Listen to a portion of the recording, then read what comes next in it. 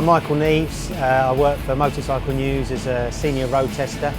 So this is my racing bike. It starts off as a standard road bike, a BMW S1000RR. It's a 2015 bike, and we've done 2 seasons of racing with it. It's pretty standard, but there's some fundamental things we've changed to make it into a racing bike. The fundamental thing, first of all, is suspension. So we've got a racing rear shock in it from K-Tech, and we've got racing fork internals also from K-Tech, but they're standard fork outers. We've got lightweight wheels, which helps the bike turn a little bit easier. The bodywork is off at the moment, so we're doing a little bit of work on the bike. We have fiberglass bodywork, so it's quite easily to repair if anything happens. We've got a carbon fibre front mudguard. And then you'll see that sort of the cockpit area is quite a bit different from a normal road bike. So this side we've got brake protectors, so this is basically if you get tangled up with another rider or get close to them, there's no danger of them accidentally pressing your front brake on and you going over the handlebars. We've got rid of a lot of the standard road going switch gear. So on this side you've just got your on and off switch, and on this side these traffic light buttons, they're basically to control things like the traction control, the different riding modes that this bike's got.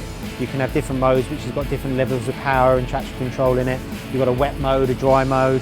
We've got a racing fairing bracket which is kind of bendy, so if you crash it's easy to straighten out or replace relatively cheaply. This side here on this bar, this here is a front brake lever adjuster.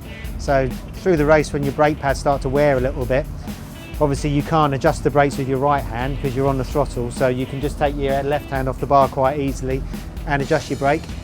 And then down here is actually a thumb brake, so I don't run my rear brake down on the foot where it is on the road bike. I use a thumb brake. It's actually easier to get to, and I use the thumb brake quite a lot under hard acceleration to stop the bike from wheeling. Moving down the bike, the engine is completely standard except for a pipe and racing electronics. It makes about 203 horsepower at the back wheel, which is an immense amount for a bike that weighs about 180 kilos. And this thing here, this is a little port for our data logger. So the bike records about 50 channels of information, from road speed to wheel speed to throttle position, all these little things that you can download when you come in from a session, and it helps you set the bike up, helps you see how you're doing around your laps. It's all boys and their toys really, none of it's really necessary, but it's all nice stuff to have. This is relatively cheap in the racing world, but even so, you know, this bike as it stands is £25,000–30,000 worth of bike, and yeah, it's not a cheap sport.